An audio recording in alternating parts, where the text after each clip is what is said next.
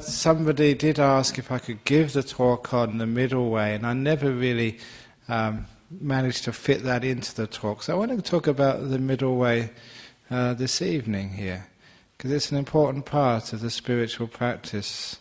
It's an important part of our life, because sometimes when people get involved in religion, sometimes people can be very ascetic, to the point of huge austerity. Or sometimes we can be indulgent, and sometimes you see some religious leaders living in palaces and big penthouses. And we wonder in our own spiritual life, how much should we really get into that world, and how much should we be ascetic? Should we always give up things, or what should we do? And it's an important question, because it does affect your life, but it's not just a spiritual life. I don't really think you can make a huge separation between what you do when you work, in your home, and the spiritual part of your life. They all really should come together, and eventually they do come together. And one of the great teachings of Buddhism was this thing called the middle path. And what it was actually doing was pointing out that it's just so easy to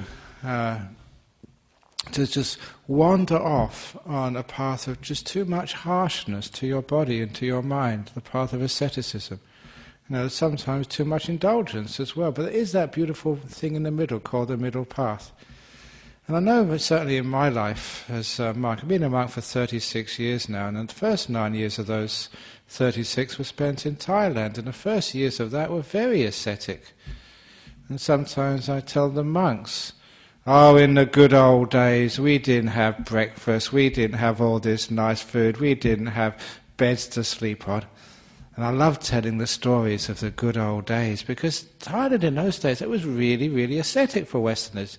Not only you're sleeping on the floor, but even the floor wasn't even. These were logs which were cut by the villagers, and they had big holes between them. They didn't sort of tongue and groove like you get from Bunnings. This is like big gaps in there, and that's where all the tarantulas and the scorpions came up. And I'm not joking, there were all these things. Sometimes during the hot weather, you'd be laying there and the tarantulas would actually fall from the roof, on top of your body and go as they would crawl over your chest. And actually they didn't really mind the tarantulas, they were just tickly, that's all. It was quite pleasant, a tarantula crawling on, tickle, tickle, tickle. As long as you didn't really think that they were going to bite you, and they never did. And the same with the scorpions and other things which were there. And there's so much difficulty in that forest. It's okay, people say, oh, isn't it wonderful living close to nature? You go and sit out in the bush in Australia for half an hour, the ants get on you, the ticks get on you, the flies, there's so many things, they see you just as a source of dinner. If not dinner, then sort of interest to go and crawl all over you. So sometimes people say, yeah, it's nice being in nature, but when you actually live out in nature, you realise it's actually nice being back home in the comfort of your rooms. But in those days, it wasn't just the physical hardness of the climate there. For the locals, that's just how they lived. And I was mentioning that somebody asked me this question, was it really ascetic in Thailand? And how did those monks deal with that? And it's because these were the Thai monks in the northeast of Thailand. That's what they used to. In fact, they used to like going from the village into the monastery because it was actually more comfortable for them than being in the village. But for Westerners, we were going from a place where there's nothing eating us, and except our stupid mind and anger and guilt and all that sort of stuff, into a place with so many insects and a strange climate, and the food which we weren't used to at all. And talk about asceticism. Some of the things I put in my mouth when I was a young monk were just gross. We did have frog soup once. Now I remember just as a kid, I used to watch Monty Python. For those of you who watch Monty Python, one of the sketches was Crunchy Frog, where somebody went into a movie theatre selling chocolate-covered Crunchy Frog. And they sort of ate this, and they said, this is gross, you left the bones in it. He said, that's why it's crunchy. And I thought, that's gross, that's why it's funny. And a few years later, I was eating Crunchy Frog, without the chocolate. And this was all we had one day, a bowl of sticky rice and a pot, like a big saucepan. And you looked inside. There was no salt, nothing like garlic or anything. It's like boiled water, and floating in it was about 20 like spoon-sized frogs. And that was our lunch. So only one meal a day. A bit of rice, and put the frog on your spoon, in your mouth, crunch. Boiled, crunchy frog.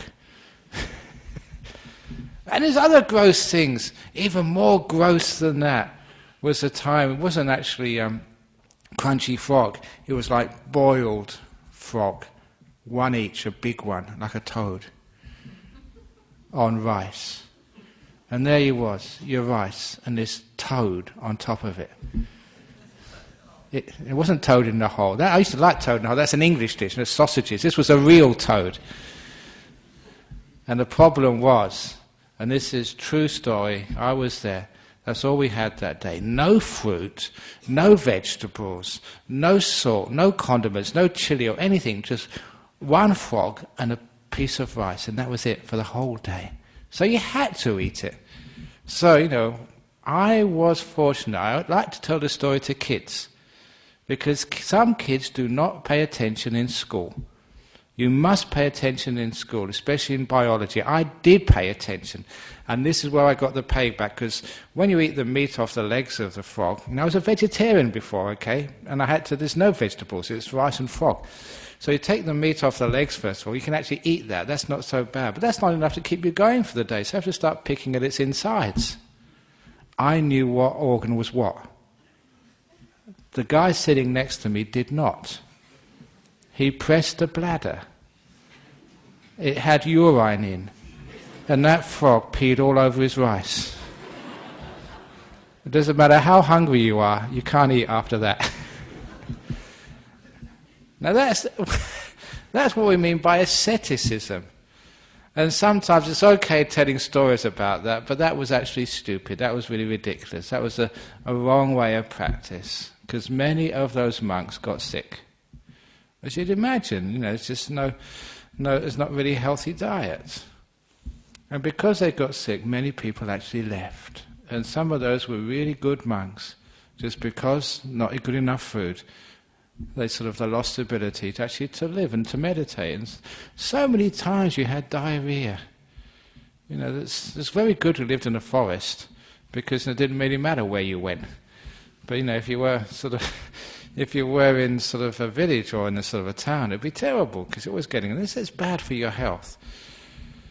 And I remember one of our monks, and they were going to a big ceremony that morning. And our master, Ajahn was going to come and pick us up and go together. But he was late, so we went before him. Unfortunately, one of those monks, just before the master came, he had diarrhea. And he tried to get to the toilet and didn't make it. And there's this big pile of you-know-what in front of the toilet. And it always happens. People always get caught out, because after he cleaned himself up, he didn't have time to clean up the path. Then our master, Ajahn Chah, came, and he had to use the toilet. And so he saw this big pile in front. And he told us off, he says, "You Western monks, you don't even know how to go to the toilet properly." It's very embarrassing. It always happens when you make a mistake. There's always the big boss or the big master finds out. But anyway, it was not healthy for you in places like that. And even some of the other ascetic things we try to do, not to sleep much. One day a week, we'd actually stay up all night meditating. So 24 hours going without sleep. And again, that's not really a good thing to do, but we thought that was being tough. And this is what happens when you do things like that. I was actually very lucky. I must have had some good karma in the past, because I've been meditating all night. And just, when you get to the early morning, you're very, very tired, and your mindfulness is not very strong. So remember, mindfulness is not very strong. And I went out of the hall, the first light of day. It was dim. My mindfulness was weak, because I went to go to the toilet. The Asian style, where you squat down. So imagine squatting down in the forest. You don't go to the toilets, it's jungle everywhere, you just go in the jungle. Squatting down, and then urinating. And I thought I was urinating on a stick. It wasn't a stick. because it started to move. It was a snake. I was peeing on a snake. And I mention this to people because squatting down, the most sensitive part of a man's body, was only a few inches from the mouth of a venomous snake. That was very dangerous. I do not recommend that to anybody. But fortunately, I had good karma. That snake never bit. You know why? Because I'm sure it thought it was being blessed by holy water. Holy water from a monk. But I mean, that was the sort of asceticism which we were doing. But at that particular time, that was just going too far. And I often wondered, why do people do that? Why do they think they need to force their body and to force their mind to get any sort of peace, any wisdom, any sort of deep meditation, or anything really worthwhile in this life? Those people who actually carried on with that path, the ones who actually did succeed, most of them, they became these what we call the control freaks.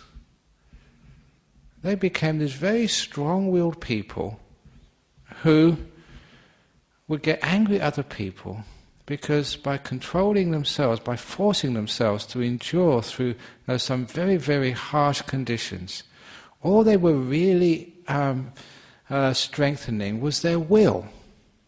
And when you strengthen your will that much and you survive, you really think that through control you can force things through, you can push through things, you can get things done, you can achieve. And through will you can get other people to achieve, you can get other people to do what you want as well. It's through asceticism, and I've seen many monks who are very ascetic, I've seen them turn out to be great control freaks. And also, when they're control freaks, they get angry at other people, and they're very nasty people to be around. Because that type of asceticism is coming from negativity, from ill will, from anger. Thinking you're angry at your body, you're angry at life, that you just got to force the body through. And that's, I think, some of the reason why that asceticism, it can be very impressive sometimes. You see some people, and amazing, just how you can endure that, I don't know. But it doesn't really work. It's a bit of a waste of time. And not only a waste of time, but it actually creates a lot of negativity in a person's mind. And that negativity will come out later in your life towards yourself with guilt because you can't always live up to your expectations. You can't always push through. You can't always just endure and think you're going to get somewhere. As I mentioned to many people, look, the path of Buddhism does not depend upon willpower. It depends upon wisdom power. Not willpower, but wisdom power. Because that willpower, if you keep pushing, you know what happens. And this is not just life as a monk, this is actually your lives. Keep pushing yourselves in your career. Keep forcing yourselves. And what really happens? You get frustrated, you get tense, you get angry, and you take that out on the people you love. Sometimes you take that out on your kids, you take that out on your body. Sometimes I was, in Singapore. I was visiting somebody in Singapore with cancer, and I went through what I thought was a cancer ward. It wasn't a cancer ward. It was a whole section of the hospital with people with cancer, ward after ward after ward after ward. And it really sort of struck me just how many people were getting this disease. And it seemed to be, I'm no sort of expert, it seemed to be that more people are getting this than ever before. And I thought, well, what is the situation? Is it just the chemicals in the atmosphere? I know that one sort of thing I can see which is happening these days, people work so hard and they force themselves so much. There's more control freaks these days than there's ever been before. In olden days we'd just take life more easy. We wouldn't sort of aspire to get such big houses, big salaries, big cars or whatever. We wouldn't have to work so hard.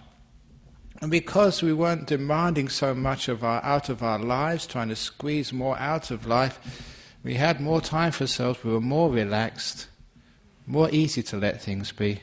And I think that's one of the reasons why we were much healthier. That path of asceticism is not just eating frog on rice in a monastery. It's you just working too hard at work, being unkind to your body, forcing yourself, thinking, I'll just work a little bit harder, just keep on going for another few years, and then I can retire and I can let go. And I see many people say that, take the extra job. Just today there was a sort of, I did a telephone interview for a magazine in Germany, in Frankfurt, because I'm going there next month. And they were just asking me, what's the Buddhist idea of jealousy? And I said, jealousy is one of the most stupid of emotions. And sometimes people are jealous of people who get the promotion at work. You're dumb, you're stupid. If they get the promotion at work, wonderful. Just you go ahead and get more stress. Yeah, you get more money, but the amount of money you get when you have a promotion, it's still not enough. No matter how much you earn, it's never enough. But when you get the promotion, you still don't get enough money, but what you do get is more stress. So it's dumb. It's the other person, they want the promotion. Thank you, you take it. I'm going to have a stress-free life. And I don't get as much money, but I have more peace and less responsibility and more sort of freedom in my life. Because the reason why we're jealous, we think they get the promotion, they're going to be happy. And no, success doesn't generate happiness. Happiness generates success. So be happy first of all. Be happy where you are. This little job which I've got is great. I don't have as much worries as those other people. That's even my life as a monk. I never wanted to be the senior monk or the teacher. Dennis knows, he's known me for such a long time. When I first came here, I had it all set up. There was another monk who was senior to me. We call it tailgating. When you drive a bicycle behind a big truck and you get taken in a slipstream, because the car in the front gets all the bugs on the windscreen. And so he was getting all the bugs, and I was nice having a tailgate. But then he left. And I was really disappointed about that, and he literally left me with a baby. So now I got all the bugs on my windscreen. That's what it's like being a leader. But anyone who wants to be a leader, you're absolutely crazy. What do you want to be a leader for? So don't be jealous.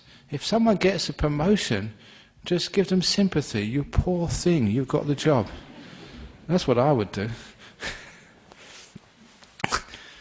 So again, it's just, why do people have the wrong priorities in life? And sometimes people, they force themselves so much, they're being cruel to their body, they're being cruel to their life. It's being ascetic by working too hard. Okay, you say you've got to work hard to get your house. So what, you get your house, what happens when you get a long weekend? You go down south, you go up north, you go on a retreat with me or with one of the monks. What do you want a big house for? You never stay in it. Every time you get a weekend, you're away. Or you have a nice house, and what do? You have to work on it. Just clean the gutters, clean out the storeroom, paint this and paint that. Gee, what are you doing this for? In my book, Open the Door of the Heart, I said, you should not be ascetic. Find a middle way. And I gave the simile of the garden. And I say, what have you got a garden in the back of your house for? What's its purpose? Is it just another place where you have to work? Another burden on your life? Or is it a place where you can just go out and relax? Your little area where no one can bother you. You just sit there and just do nothing. And years ago, I challenged one of the people who came here. You go in your garden, and 1 hour a week, middle way, just moderation, 1 hour a week, you sit there and do nothing. See if you can do that. And they found it so difficult to do. They said they took out a radio and a magazine. So that's not doing nothing, that's reading, that's listening to music. Just sit there and do nothing. And then they came back and said, well, I planned to sit down there, but, I had to get the garden ready first of all. There was a lot of watering, there's a lot of mowing to be done and cleaning up the leaves. And I thought, when I clean all that garden up, then I can actually have my hour. And of course, they never got to it. So I told them, look, you can't wait for perfection to take a break. You have to sit in your garden as it is right now. So the next thing they did, they came back and they said, well, I tried that. The garden was really imperfect, But when I sat there, I kept thinking, yeah, I mean, I really should be sort of raking up those leaves. Those plants really do need watering. And actually, we could actually put another plant in the corner over there, and a nice little bird bath over here. There's planning again. That's not learning how to do nothing. You're being too ascetic with your brain. Always working it, like some slave driver, never letting sort of the slave be still, even for one moment. Now you imagine somebody like that, this sadistic guard with a whip, and always beating you. As soon as you sit down for a moment and do nothing, say, no, go and do this, you've got to do this, you've got to do that, come on, don't be lazy. You know that when I grew up in Christianity, they had this phrase, the devil makes work for idle hands. I've had idle hands for hours, for days, for months on end meditating. And I tell you, the devil does not make work for idle hands. But just you have lots of bliss when you stop doing things. We do too much.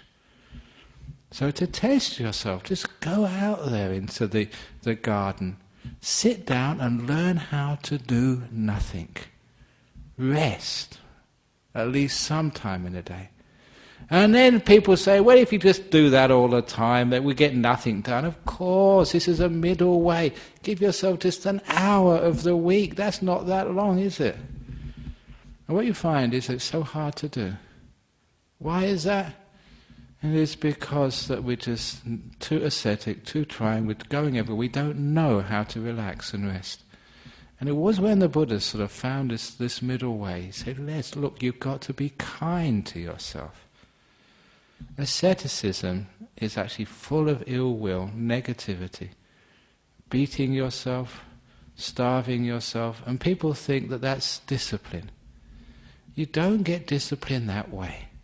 One of my favorite stories is from the Chinese Art of War, where one of the emperor's generals had perfect discipline in his regiment, much better discipline than any other regiment.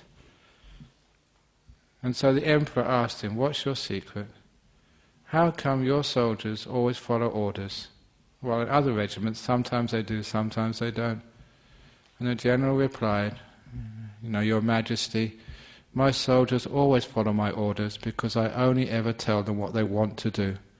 That's why they follow my orders. Imagine that at work. Your boss only telling you what you want to do. And of course you'll follow orders. But it was obviously, there was more to it than that, because these soldiers would get up early in the morning to train. They just worked really hard, training in their skills. And when it came time for a battle, they were willing to just go into battle and even risk injury or death. How on earth can you get someone to want to do that? And it's obvious, the motivation. That general was a hugely effective motivator. When he was training those troops, he sort of almost brainwashed them to want to get up in the morning. So when that bell or that gong went, they couldn't wait to get up. When it came to training, let us up to training. When it came to going to battle, they couldn't wait to go in there and fight. That's why they followed orders. Now to me, that was the key of discipline. Even in my own life as a monk, and certainly the way that I discipline the monks at my monastery. You don't go around shouting at people. You motivate them to want to do these things. Now this is the middle way. So for whatever you want to do, don't beat yourself up, don't shout at people. Through kindness, through wisdom, power, motivate. Now especially yourself in your spiritual life. Motivate yourself. What do you really want to do in life? Use wisdom, power. I already mentioned one of the great secrets of success is happiness comes first. This is psychological studies done in many countries in the world. If you want to find out sort of the full details, go on the internet. But basically, it was actually showing that successful people aren't happy, but happy people are successful. Happiness has to come first. And it's obvious, because if you're not happy, if you're ascetic and you have to push things through, you will fail. You haven't got the energy, the motivation, sort of to get up and go, because you want to get up and go. If you really don't want to get up on a Monday morning, oh, I don't want to get up on a Monday morning, go to work again, of course you're going to fail. So you motivate yourself. I motivate myself every morning, as I keep saying here. Every morning when I wake up, good morning me, here I am again, zippity-doo-dah, what a great day. Yeah, meditation, woo, yeah. I actually do that.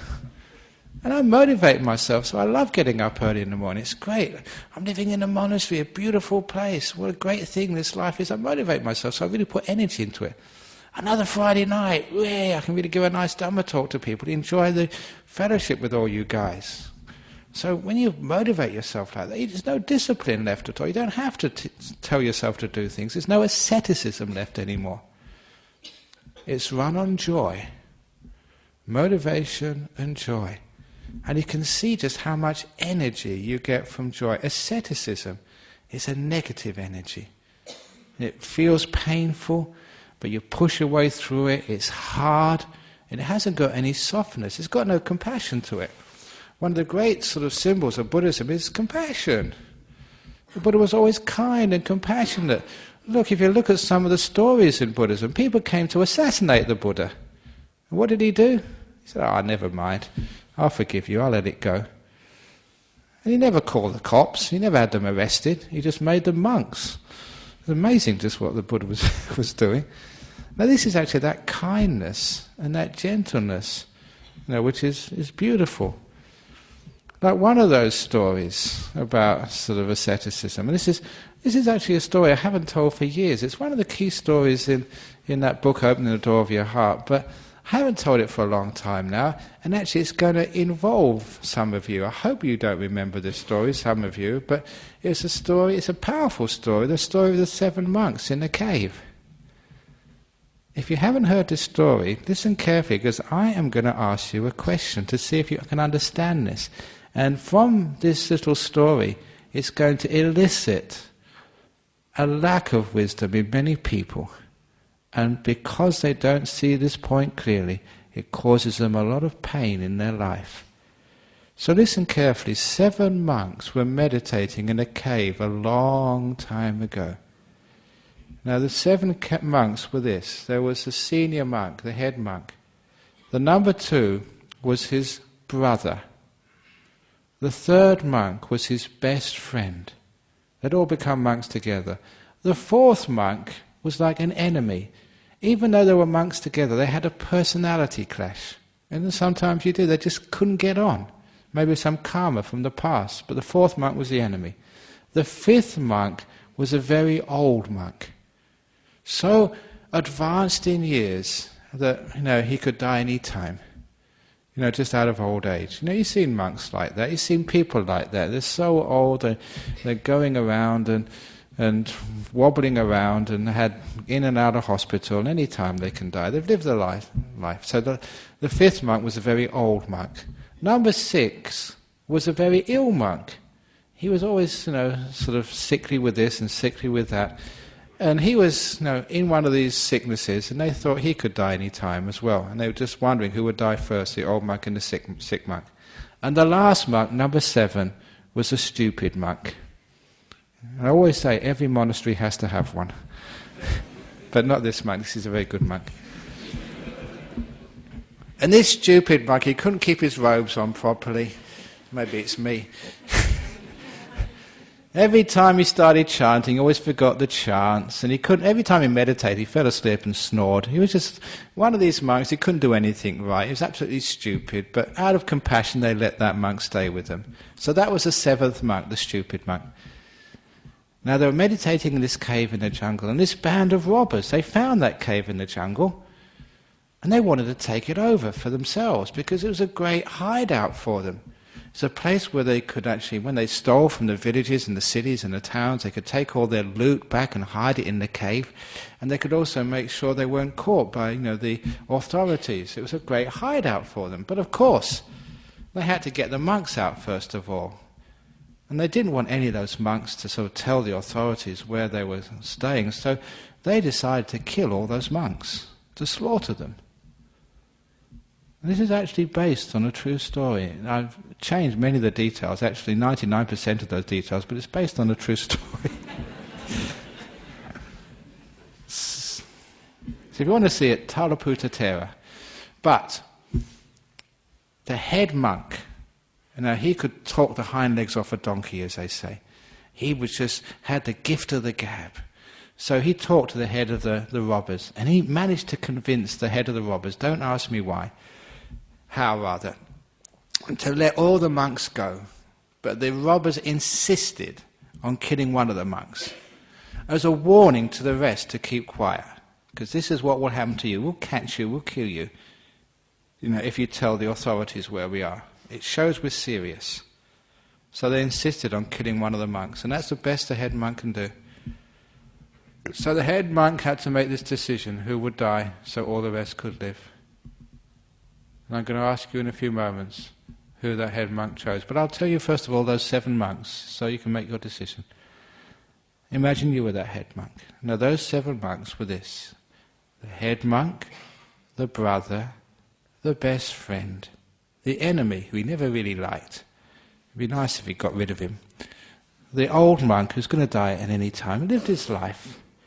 The sick monk who also was just so sick, it would be almost like putting him out of his misery, it'd be like euthanasia. And the last monk, the stupid monk, who'd never done anything right, never done any good karma throughout his whole life. The stupid monk. Now if you've read that story and remember it, or if you've heard it before, I'd ask you to be quiet here. Those who haven't heard it before, who do you think that head monk chose? Any suggestions? Himself? Himself? Please put your hands up if you think he sacrificed himself. Be honest. Be courage of your convictions. Okay, you are all wrong.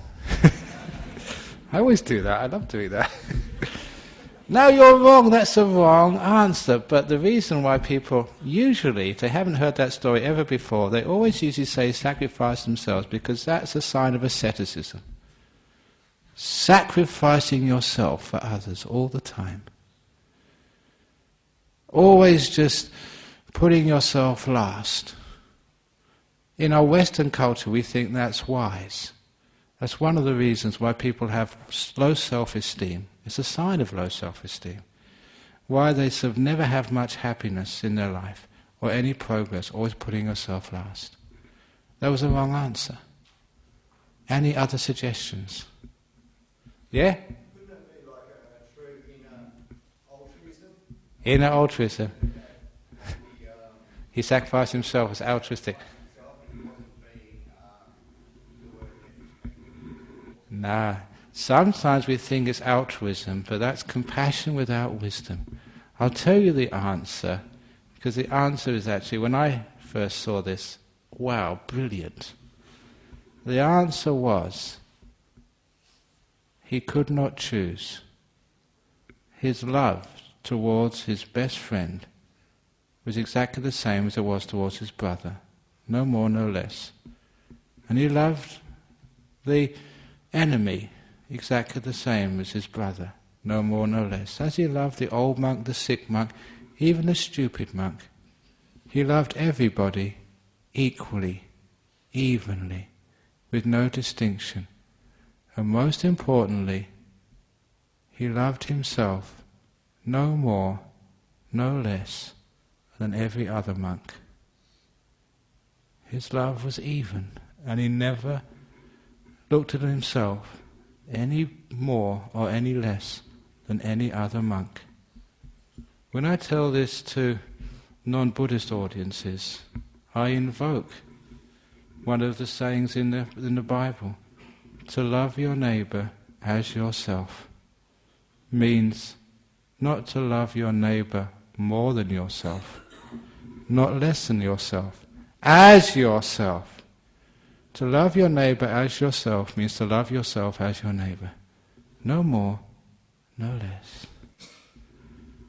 sacrificing yourself implies that you value yourself less than your neighbour. Now that's where asceticism comes from. That's where sacrifice comes from. There is another way. When that monk told the head of the robbers that he couldn't make a choice, and why, that his love for every one of those monks was exactly the same, no more no less than his love for himself, the head of the robbers was so impressed that not only did he let the monks go free, half of those robbers became monks, and the other half went back to their village. That part of the story was true, according to the Theravada Tharaputta's Thera.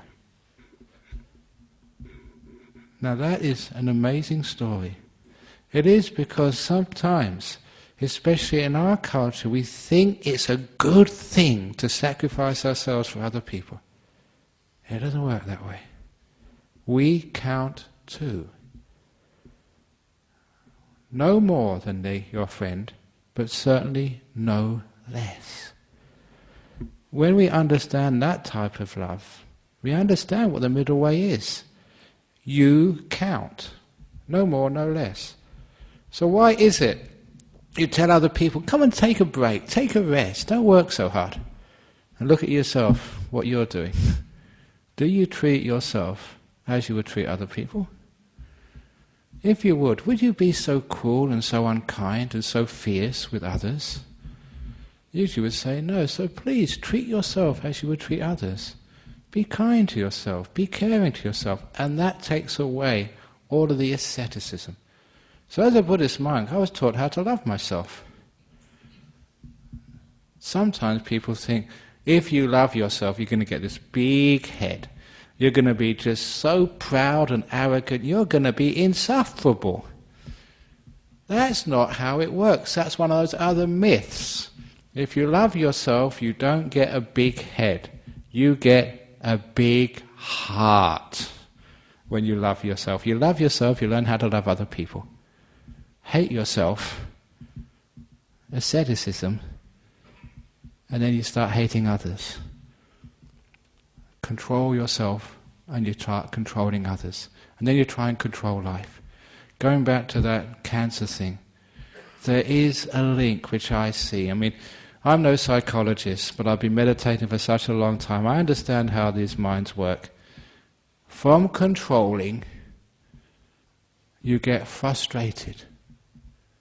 Because sometimes you just can't do it. Sometimes you can't sort of stop the mind wandering or thinking. Come on, get your act together. Sometimes you just can't stop making mistakes. Come on, me, get your act together. You get frustrated after a while. And sometimes people, from frustrating, they just try and control harder. Come on, push through this. And then you get to the next stage we call anger. Control, frustration, anger. And you've seen that happening in your family. You're trying to sort of control the situation in the family, but people get so stupid. Why can't they see what to do? Why can't they understand how hard I work for them? Frustration leads to anger, and you say these terrible things about other people and also to yourself. And anger sucks up so much energy, so much emotional power. If you get angry long enough, you've got nothing left. You get depressed. Depressed means no spiritual energy left. You fought, failed, and you basically got nothing left. I've seen that too many times. That lack of spiritual energy, that mind energy, is also causes problems to the body, sicknesses such as cancer. Simply because two people are just trying too hard, they're just control freaks, and they don't love themselves. If you really loved your kid, and your kid didn't do well at school, you say, oh, come on, you're still my kid. You know, that even if you didn't sort of pass the exams at school, it doesn't matter. I can always find you a place in Ajahn Brahm's monastery as a monk. As I say, we always have one stupid monk in a monastery. Or a stupid nun at Dhammasara. We can always go over there. We can always find a place for you. But look, if that's your kid, Yeah, you want them to do well, but it doesn't matter. You can still find them a job somewhere. You give them a hug, you're kind to them, because you love them. Loving a person means you accept them. You want to do well, but nevertheless you're just kind to them, you're soft to them. Just talking today in an interview about my own father. My own father was so kind to me. He wanted me to do well. But he said, it doesn't matter if you don't do well, you're still my son. You always have a place, you always have food on the table. And that degree of acceptance of me, that taught me what love was. That was an ascetic type of love. One of the reasons for that, why my father sort of was like that, was because he had a violent father who kept on beating him with a belt. And I remember him telling me, he said, why don't you do that to me, Dad? And he said, look, I was on the end of that belt so many times. He said, I made a resolution when I was being whipped. If ever I have a child, I will never do that to him. And you're that child. That's why I'll never do that to you. Wow, that's a powerful father. He taught me love in a very deep way. He didn't need to discipline me. He motivated me to want to do the right thing by him. And that was much more powerful than any belting. Motivation, love, kindness. And that's why I learned how to love myself and be kind to myself. I don't need to. If I'm a silly monk and make a mistake, I don't get out of belt and whip myself. That's a stupid thing to do. Just forgive. Try and do better next time. Learn, motivate myself through kindness, through love.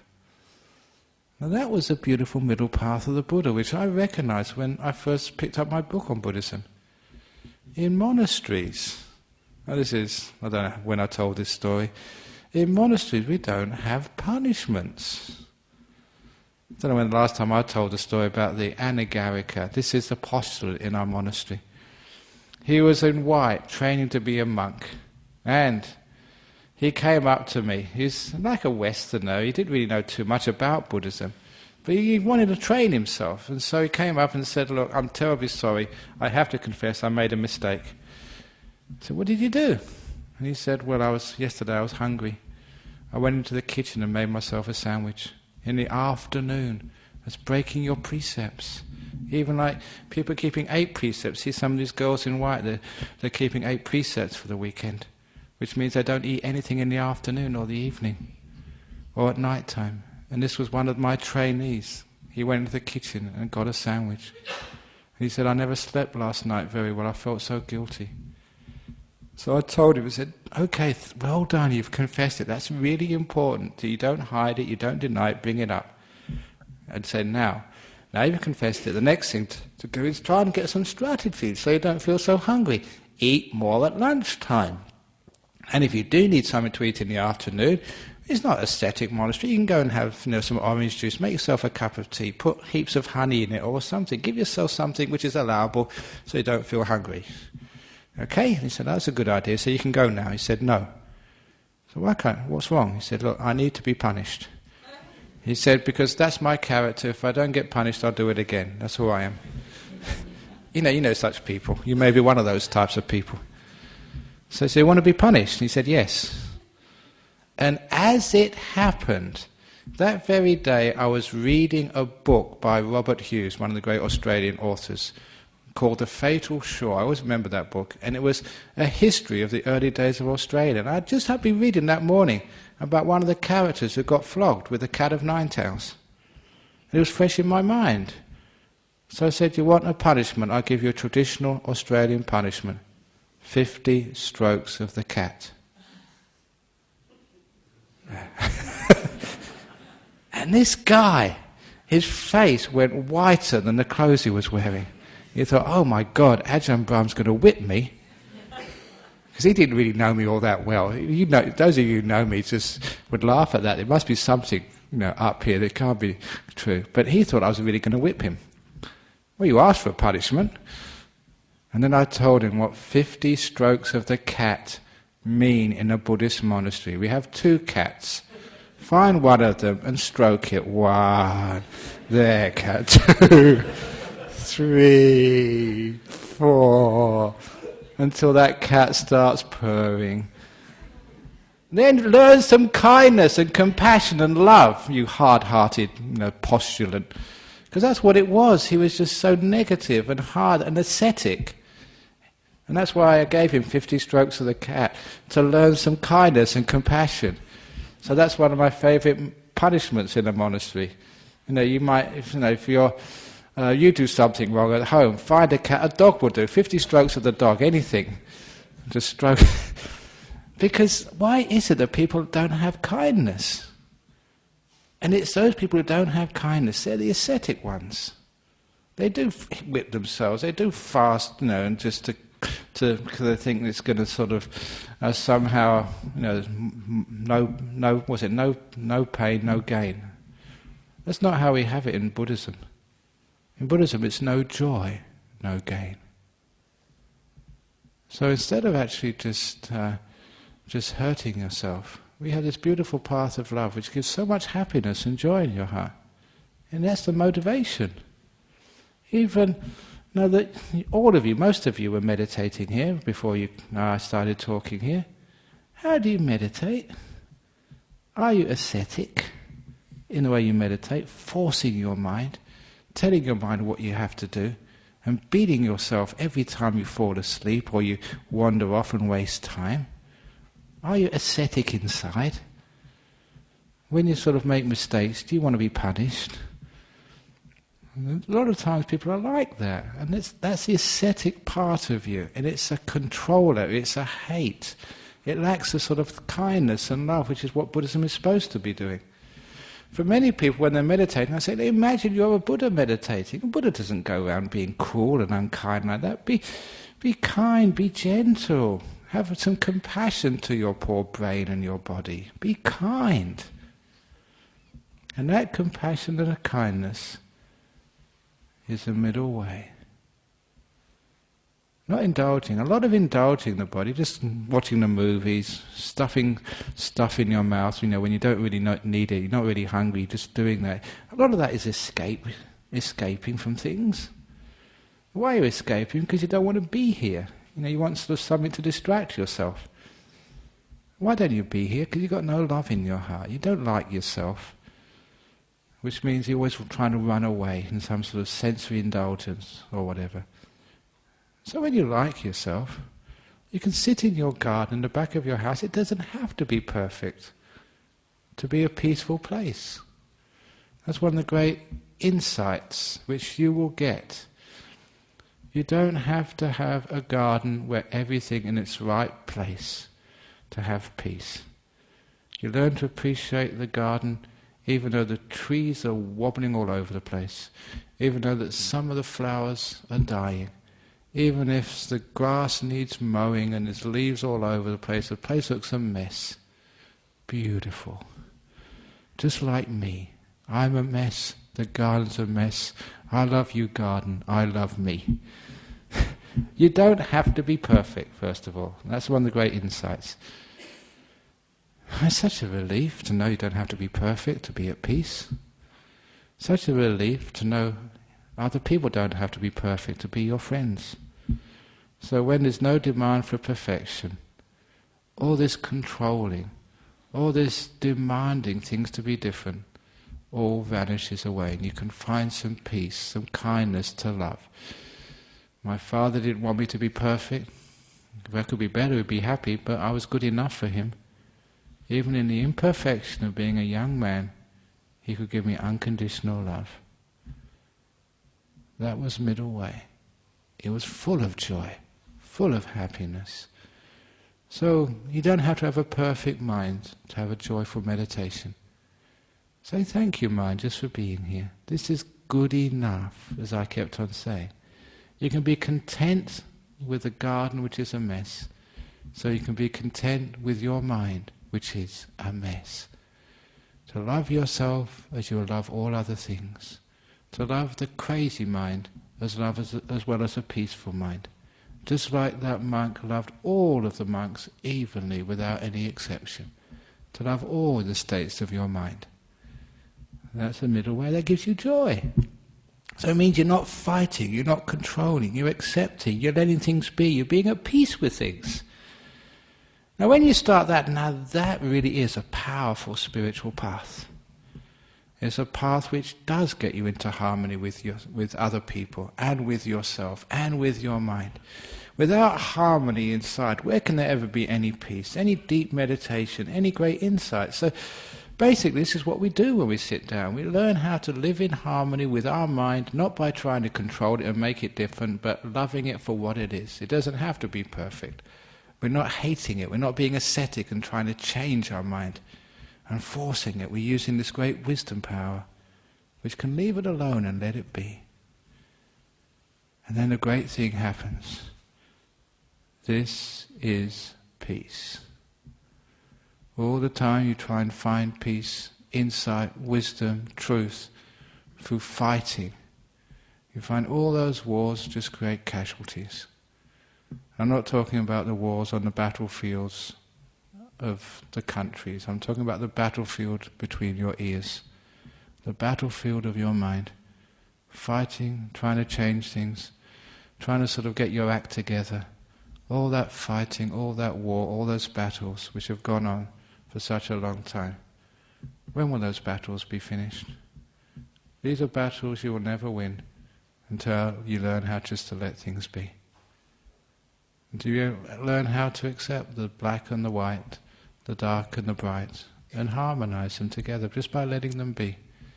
And then you find that when you make peace with things, just the mind gets filled with peace. And you find, I never really needed to fight. What I needed to do was to sit down and rest. Enlightenment comes to you.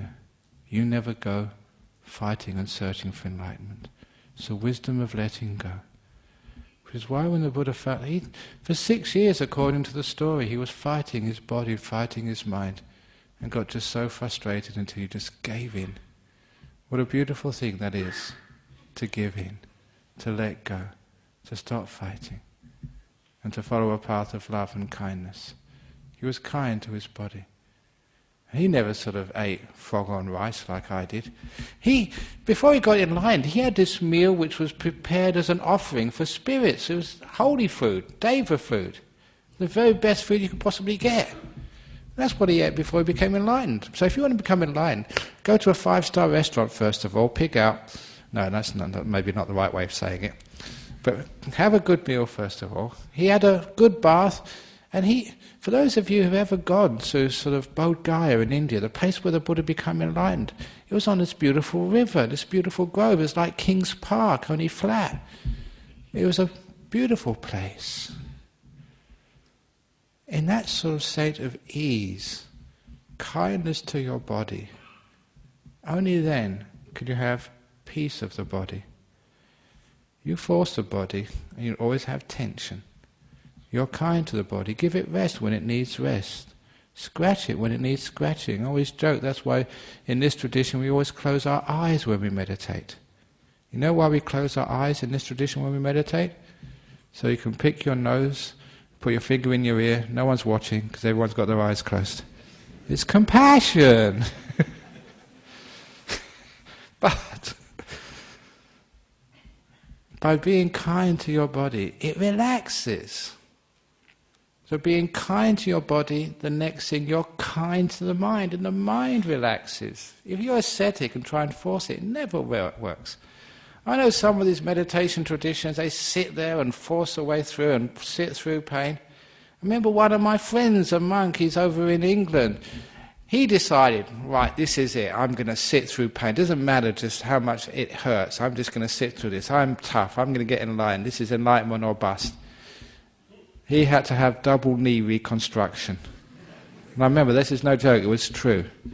He bust his knees up and they're still not all that good.